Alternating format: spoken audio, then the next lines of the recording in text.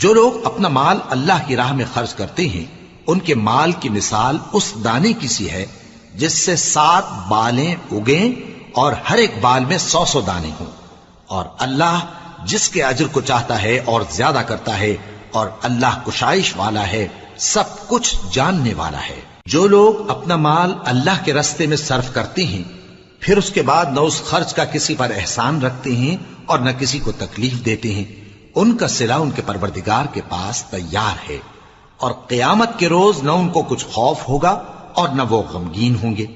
جس خیرات کے دینے کے بعد لینے والے کو ایذا دی جائے اس سے تو نرم بات کہہ دینی اور درگزر کرنا بہتر ہے،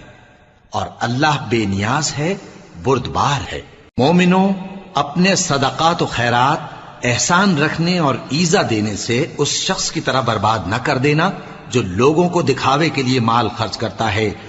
مومنوں، اپنے صدقات و خیرات احسان رکھنے اور ایذا دینے سے اس شخص کی طرح برباد نہ کر دینا جو لوگوں کو دکھاوے کے لیے مال خرچ کرتا ہے اور اللہ اور روز آخر پر ایمان نہیں رکھتا، تو اس کے مال کی مثال اس چٹان کی سی ہے جس پر تھوڑی سی مٹی پڑی ہو اور اس پر زور کا مے برس کر اسے صاف کر ڈالے۔